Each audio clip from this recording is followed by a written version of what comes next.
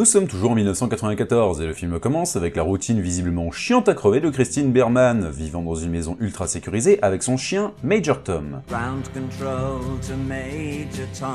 Elle vit comme une ermite, une épée de Damoclès au-dessus de la tête, et alors qu'elle donne à manger au Major, elle reçoit une visite inopportune dans la personne de Dina qui entre chez elle avec Josh par une fenêtre mal fermée. Après un cours de karaté, Dina et Josh demandent l'aide de Christina pour sauver Sam, visiblement toujours possédé et parqué comme papy dans le coffre de la bagnole. Il s'appelle Fuck, mais avec PH, ça se prononce Fuck. Des adolescents qui rentrent par effraction dans une propriété privée avec une jeune fille séquestrée dans le coffre d'une voiture. Une journée tout ce qu'il y a de plus normal à Shadyside. Christine refuse d'abord mais finit par abdiquer face à la détermination de Dina et lui raconte comment elle a pu échapper à la sorcière. 1978, quand Nightwing ou les enfants de Sunnyvale et Shadyside passent les vacances d'été. On retrouve la jeune Christine, surnommée Ziggy, cette fois-ci jouée par Shady Sink, poursuivie par des petites brutes. Elle est très vite rattrapée et attachée à l'arbre où la légende raconte que Sarah Fear aurait été pendue, puisque, surprise, le camp a été construit sur l'ancienne colonie appelée Union, avant qu'elle ne soit coupée en deux, répartie entre Shadyside et Sunnyvale. Les petites brutes traitent Ziggy de sorcière, et la meneuse du groupe, Sheila, jouée par Shira Aurelia, se la joue à Inquisition espagnole en brûlant le bras de Ziggy, avant qu'elle ne soit sauvée par un tout jeune Nick. Good. Le futur shérif que nous connaissons pour son incompétence, joué par Ted Sutherland. Rapidement rejoint par un autre moniteur de Sunnyvale, Kurt, joué par Michael Provost. Super, encore un connard de mannequin bien cliché. Il juge Ziggy, je rappelle la victime dans cette affaire, finalement coupable de cette agression. Waouh, là tu sens quand même bien que t'es dans un film d'horreur.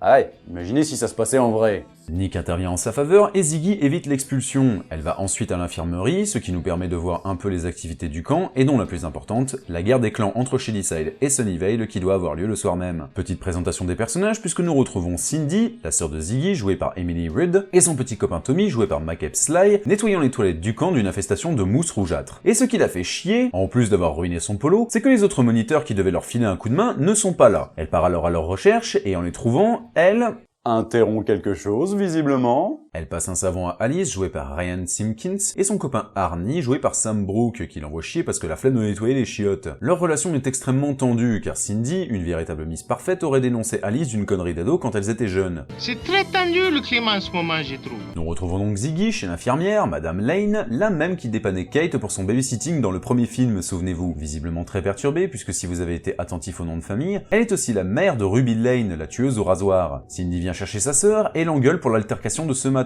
et le ton monte entre les deux jeunes filles quand Ziggy la remet à sa place. En effet, si Ziggy se fait virer, Cindy perdra alors son poste de mono, puisque leur mère ne pourra pas s'arrêter de bosser pour la gérer. Et donc elle sera obligée de rentrer chez elle et ne pourra pas mettre suffisamment d'argent de côté pour partir à la fac loin de Shadyside. Ziggy lui rappelle qu'elles sont maudites et que peu importe ses sermons, elle ne pourra jamais échapper à cette ville, ce qui met sa sœur hors d'elle. Je suis dans une colère noire. Qu'elle passera sur le plancher de la salle commune. Fais chier. Et merde.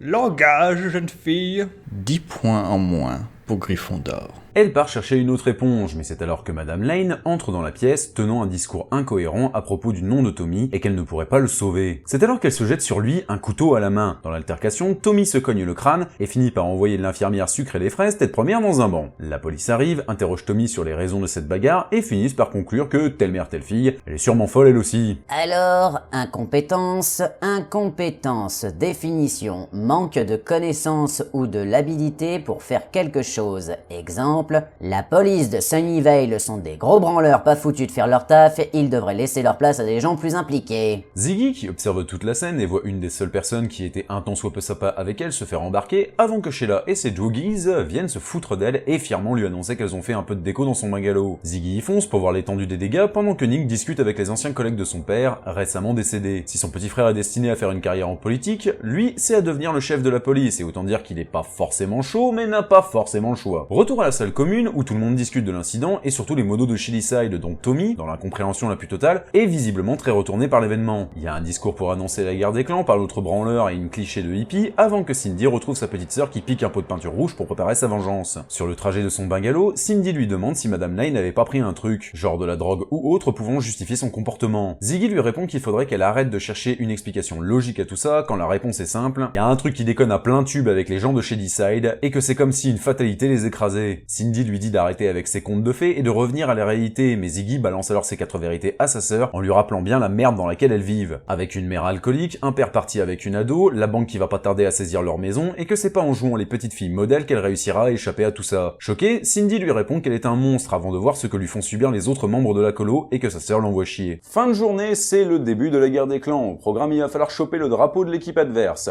Tous les gamins portent des t-shirts de couleur, bleu pour Shadyside, rouge pour Sunnyvale. Comme c'est pratique. Tommy est complètement à côté de ses pompes. Visiblement, le coup sur la tête lui a mis les neurones en vrac, ce qui pousse Cindy à lui demander de l'accompagner à l'infirmerie, chercher des médicaments ou une preuve que Madame Lane n'était pas en son état normal, pour qu'il dédramatise un peu et mettre un terme à cette histoire de sorcière. Une fois dans son bureau, elle trouve un flacon sans étiquette, tandis que Tommy trouve le journal où elle a noté toutes les informations qu'elle a pu trouver sur la sorcière. Très vite rejoint par Alice et Arnie, venus piquer 2-3 cachetons histoire de se retourner la tête, la soirée vire rapidement à la chasse au trésor, quand ils trouvent une carte où des annotations indiquent un lieu en dehors du camp et qu'Alice a piqué les médocs que Cindy avait trouvés. De son côté, Ziggy prépare toujours sa vengeance, s'inspirant de Carrie de Stephen King, mais elle est très vite rejointe par Nick qui lui propose un meilleur plan. Retour au petit groupe qui s'enfonce dans la forêt pendant que Cindy se plaint comme une parisienne à la campagne et qu'Alice tombe dans un trou creusé par Madame Lane, cherchant visiblement la main de Sarah Fear, car dans la légende, elle aurait coupé sa main au-dessus de la pierre de Satan, et si la main et le corps de Sarah sont réunis, la malédiction cessera. Ce qui explique pourquoi nos héros n'ont pas réussi à calmer l'esprit de Sarah dans le premier film. Morte de rire, Alice veut continuer, tandis que Cindy veut rentrer, qu'Arnie part pisser et que Tommy se sent de plus en plus mal. Mais le groupe continue son exploration quand Arnie trouve une entrée souterraine. Le lieu semble avoir été récemment visité au vu des bougies et il tombe rapidement sur un genre d'hôtel satanique où se trouve la marque de la sorcière gravée dans le sol. De son côté, Tommy s'isole et se retrouve dans un état quasi catatonique. C'est alors qu'Alice remarque un truc étrange et le montre à Cindy pendant qu'elle farfouillait, trouvant même une sortie tandis qu'Arnie prend des nouvelles de Tommy. Une immense stèle de pierre avec tout un tas de noms gravés dessus, comme celui de Cyrus Miller, William Barker, mais surtout Ruby Lane. Les filles en déduisent très vite qu'il s'agit des tueurs en série de Shadyside, et le plus terrifiant, c'est que le dernier nom inscrit sur la stèle est celui de Thomas Slater. Pensant d'abord à une mauvaise blague, Cindy pète un plomb, mais Alice commence à crever de trouille. C'est alors que Tommy sort de sa torpeur, attrape une hache et joue les bûcherons avec la tête d'Arnie. Ce n'est pas moi, madame, il faut me croire. C'est la hache. Les filles paniquent et tentent de fuir par la sortie trouvée un peu plus tôt par Cindy, poursuivie donc par Tommy. En se débattant, la grotte s'effondre, sauvant ainsi nos héroïnes, mais laissant Tommy de l'autre côté. Avec un accès direct vers le camp, vous savez, celui qui est rempli de gamins parce qu'ils sont tous éparpillés un peu partout vu qu'ils jouent à la guéguerre. Je connais un paquet de darons qui vont pouvoir dire adieu à leur pension alimentaire. Dis, maman, elle dépense 2500 $ pour toi tous les mois parce que c'est ce que je lui donne à maman. Et autant dire qu'il va pas perdre de temps, l'enfoiré. Mais en attendant, on oublie que Ziggy et Nick piègent cette petite peste de Sheila, lui montant un faux rencard pour l'enfermer dans les toilettes avec tout ce que le bâtiment science du camp peut compter comme bestiole dégueulasse. Fiers d'eux, Ziggy et Nick se rapprochent et roucoulent tranquillou dans leur coin, mais c'est toujours la méga merde pour Cindy et Alice qui sont elles aussi piégées. Avec le stress, le ton monte et les deux jeunes femmes s'engueulent stupidement, tournent en rond mais finissent par comprendre que le symbole de la sorcière gravé au sol et dans le journal de Madame Lane est plus que ça. C'est en réalité une carte des souterrains dans lesquels elles sont. Tommy arrive au camp, fait coucou aux gamins. Et là, c'est la panique totale. Une fois les corps trouvés, on fait sonner l'ordre de rentrer à tous les gamins, et au détour des galeries, les filles tombent sur un truc absolument immonde en son centre. Un genre d'amas de chair putréfiée et pourrie, couvert de mouches, mais le plus étrange, c'est que ce truc bat comme un cœur humain. C'est carrément dégueulasse. Trop intrépide pour son propre bien, Alice touche la chose et se retrouve frappée d'horribles visions des victimes de Shadyside. Elle se met alors à fuir, mais dans son désarroi, rate littéralement une marche et se brise la cheville. Pendant ce temps, les enfants sont rassemblés dans la salle commune et sont très vite rejoints par Ziggy et Nick. Mais celle-ci réalise bien vite que sa sœur est toujours dehors avec un malade mental armé d'une hache. Elle se jette dehors, mais Nick arrive à la convaincre de rester pour y aller à sa place, tandis qu'il embarque Gary avec lui, un mono de Shadyside joué par Drew Shield, pour rassembler les derniers retardataires. Une fois Nick parti, les Chumbas de Sheila demandent à Ziggy où elle est passée, et c'est alors qu'elle percute qu'ils l'ont complètement oublié dans les chiottes. Tommy fait un carton, et alors que Cindy rafistole Alice comme elle peut, maintenant qu'elles sont seules, les deux jeunes filles commencent à s'ouvrir l'une à l'autre. Cindy explique que le jour où elle lui a fait un coup de pute, elle a compris qu'elle serait condamnée à rester à Shadyside toute sa vie, et le poids de cette ville aurait fini par la tuer à petit feu, ou pire, finir comme ses parents. Elle a donc repoussé tous ses vieux amis, Alice en particulier, tout fait pour être la petite fille modèle, et peut-être qu'en travaillant assez dur, elle aurait pu tout laisser derrière elle une fois partie. Cependant, elle n'a pas pu repousser sa petite sœur, puisqu'elles vivent sous le même toit, et un fossé monstre s'est creusé entre elles, par peur que Ziggy menace son avenir. Au final, elle conclut en disant qu'elle aurait mieux fait de faire exactement comme Alice, en s'éclatant tout le temps sans penser aux conséquences. C'est alors qu'Alice lui montre comment elle a géré la vie à Shadyside. Ok, on va faire une petite pause dans la vidéo pour en parler un peu justement. Alors, si vous qui nous regardez êtes dans ce genre de situation, Peu importe le degré de détresse dans laquelle vous êtes, pitié, n'attendez pas d'avoir un rasoir entre les mains pour appeler à l'aide. Ça peut arriver à tout le monde de pas réussir à sortir la tête de l'eau, qu'on ait 10 ou 70 ans. Vous êtes ni les premiers, ni les derniers à qui ça arrive, et y a rien d'honteux à parler de ces problèmes. Essayez d'abord avec vos amis et votre famille, et si malheureusement c'est impossible, bien que c'est eux le problème, alors essayez de vous mettre en relation avec des organismes concernés qui vous aideront à trouver une solution. Parce que la vie a quand même tendance à nous en mettre mais alors plein la gueule. Mais le truc, c'est qu'on n'est peut-être pas obligé d'affronter ça tout seul. Et sinon, comment ça se passe au camp? Eh ben, ça avance plutôt bien, visiblement. Cindy remarque de la moisissure sur les parois de la grotte, la même qu'il y avait au début du film. Elle en déduit donc qu'elles sont sous les toilettes du camp. En parallèle, Ziggy retourne chercher Sheila, mais celle-ci, n'ayant pas trop apprécié la plaisanterie, lui tombe dessus. Ziggy la calme proprement. C'est alors qu'elle entend la voix de sa sœur. De son côté, Nick tombe sur le charnier de Tommy avant que Kurt lui tombe dessus. Il lui ordonne de mettre tous les gamins dans le bus et de foutre le camp quand tout le monde sera revenu car la priorité c'est les enfants. Revenons à Ziggy, qui est rejoint par Gary, qui cherchait justement les retardataires et qui va donc l'aider à remonter nos héroïnes, jusqu'à ce que débarque Tommy avec sa pote la hache. Il fait les présentations et Gary tombe raide dingue d'elle à en perdre la tête. Il s'en prend ensuite à Ziggy qui s'échappe pour se réfugier dans le bâtiment des sciences accompagné de Nick qui l'a retrouvé et se cache avec elle. Des ados, ils vont crever et je suis carrément jouette. C'est n'importe quoi. Cindy, en panique totale, dit à Alice de rester sur place et fonce chercher une autre sortie, pendant que Tommy attaque nos tourtereaux et blesse Nick, ce qui permet à Ziggy de prendre 20 grammes de poudre d'escampette, direction la salle commune. Elle voit le bus, mais trop tard, le chauffeur a pas vraiment envie de faire la connaissance de la hache de Tommy. Elle fonce alors se planquer dans la salle commune, suivie de très près par son beau-frère. Que dois-je faire d'elle, ô glaive de notre puissant seigneur? Punis-la! Punis-la! De son côté, Alice, qui a gardé le journal de Madame Lane, remarque un petit détail, celui de la main et de la pierre de Satan, alors que Cindy a trouvé la grille d'évacuation de la salle commune, sur laquelle elle va méchamment s'acharner. Ziggy met la musique à fond et entame une petite partie de cache-cache avec Tommy. Petit problème, elle est carrément nulle à chier à ce jeu. Il l'attrape très vite et dans leur lutte, elle essaiera de l'étouffer avec un sac à patates, ce qui donnera donc le tueur à la hache du film précédent. Vous continuez à suivre, c'est bien, je suis fier de vous. Au moment où il est parti pour lui donner le coup de grâce, Cindy arrive, poignarde à contre-cœur son petit ami et le laisse pour mort. Des couples qui se poignardent, des tentatives de meurtre sur mineurs, une journée tout ce qu'il y a de plus normal. À Shadyside! Cindy fond en larmes et demande pardon à Ziggy de ne pas l'avoir soutenue. Ziggy s'excuse d'avoir été une petite conne avec elle, comme quoi, passer à deux doigts de la mort, ça remet les relations humaines en perspective. C'est alors qu'Alice les rejoint, mais pas les mains vides, littéralement, puisqu'elle a trouvé la main de Sarah cachée sous la mousse, à côté de la grosse pierre sur laquelle elles étaient posées un peu plus tôt. Attends, tu veux dire que la main était sous les toilettes du camp depuis tout ce temps? Ouais, tu m'étonnes qu'elle a les boules si tout le monde lui chie sur la main depuis des années. Les filles se posent histoire de décider de la suite des événements. Le plan est simple, foncer au grand arbre du début, déterrer Sarah, lui rendre sa main, dire adieu à la malédiction et boire une bière en attendant que les choses se calment dehors. Le truc, c'est que la légende explique que quand la sorcière est proche, le sang se met à couler, ce qui explique les saignements de nez de Dina et de Sam dans le premier film. C'est donc au tour de Ziggy de se mettre à saigner du nez, mais directement sur la main. Mais quelle conne! Prise de vision comme Sam, elle voit la sorcière, les mouches, le rituel et tout le reste. Retournons voir la grosse saloperie des cavernes justement, qui va nous chier un truc absolument immonde, prenant rapidement une forme humaine, tandis que les noms sur les stèles se mettent à saigner noir. Le groupe se met en route, mais Cindy demande à Alice de rester sur place car sa cheville risque d'être un handicap. Elle balance alors un discours assez poignant, expliquant qu'elle a attendu toute sa vie d'enfin pouvoir agir et changer le destin de Shadyside. Tommy, qui s'est remis de ses blessures, tranche la question, mais, folle de rage, Cindy lui tranche la tête à grands coups de pelle, tandis que les autres meurtriers pondus par la grosse bouillasse bizarre de la grotte se lancent à leur poursuite. Les frangines foncent à l'arbre et commencent à creuser pendant que les monstres se rapprochent. Mais, souvenez-vous, ce n'est absolument pas le même endroit où Dina et les autres ont trouvé le corps enchaîné. Elle tombe alors sur une grosse pierre où sont inscrits les mots « La sorcière vit pour toujours ». Là, ça pue du cul, mais violent. Comprenant que le corps ne se trouve pas là, elle se retrouve dos au mur. Cindy tente alors le tout pour le tout et se sacrifie pour sauver sa sœur, mais ce sacrifice sera inutile car Ziggy sera elle aussi poignardée à mort. Elles se disent adieu et les monstres ayant accompli leur méfait retournent se perdre dans la nuit. Gros coup de bol, ma bonne dame. Nick, qui passait par là, va donc se traîner à cloche-pied vers Ziggy à grand renfort de massage cardiaque.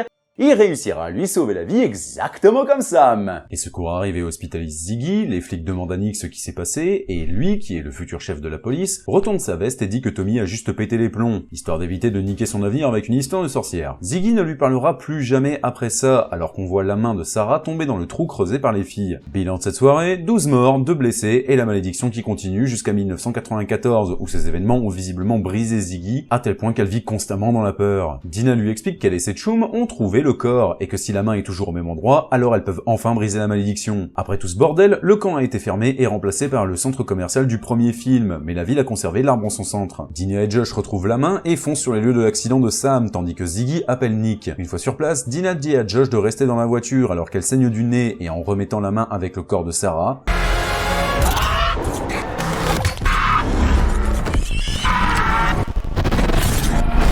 Les flashs se bousculent dans sa tête et le film se termine sur Dina se retrouvant complètement ailleurs. Mais le lieu n'est pas important, c'est la date le principal. Elle a été transportée dans un souvenir en 1666 dans la peau de Sarah Fier elle-même. Ce second opus a été particulièrement long à résumer, mais dans la forme comme dans le fond, ça donne quoi? Les petits problèmes sont toujours niveau détail. Déjà un truc con, mais le film nous laisse le doute de savoir quelle sœur a survécu, puisque l'article parlait de C. Berman, ce qui pourrait aussi bien être Cindy que Christine. Problème, le flashback commence avec Ziggy courant dans la forêt, donc instinctivement, on en conclut qu'elle est l'héroïne de cette histoire. Si on nous avait présenté Cindy avant sa sœur, cette petite pirouette cacahuète de montage aurait évité ça, et aussi de vous faire chier à noyer le poisson pour rien. Ensuite, pourquoi personne saigne du nez quand ils vont aux chiottes si la main est aussi proche? Y a genre 2-3 mètres à vue de nez? On peut pas dire que ce soit le Mississippi. La production musicale est cool, avec l'utilisation de classiques des années 70, mais pas franchement ouf non plus, malgré des groupes comme Kansas ou encore David Bowie que j'aime beaucoup. À croire qu'un mec a juste cherché dans le rayon musique des années 70 dont le studio avait les droits pour les donner au monteur. C'est qu'un détail, mais quand ton film arrive à avoir une bonne BO, mais pas aussi bonne que celle des putains de Gardiens de la Galaxie, faut revoir ta copie mon garçon. Ensuite, comment tu survis à ça bordel? La meuf s'est pris tellement de coups de couteau qu'elle pourrait devenir l'armoire d'ustensiles de cuisine de Philippe Etchebest. Te fous pas non plus de ma gueule, film. Non mais il me prend pour une quiche ou quoi? Et pour finir, c'est légèrement technique, mais on a vu que l'infirmerie laissait quand même bien passer la lumière du jour. Alors pourquoi quand Cindy et ses potes y vont, la pièce semble avoir été téléportée sur un astéroïde? Non, parce que à l'image, le dehors il fait nuit noire, mais une fois dehors justement, le soleil se couche tout doucement. Et quand je dis technique, c'est tout simplement parce que le décor en extérieur il existe bien, mais le décor en intérieur, c'est du décor studio. Donc il y a probablement eu un petit oubli niveau éclairage quand les deux scènes ont été raccordées. Pour ce que le film réussit, soit à peu près tout le reste, je trouve l'ambiance fichtrement bonne. Le récit principal est une énième histoire cliché de camp de vacances qui tourne mal, qui serait d'ailleurs un super titre de vidéo YouTube. Wink wink.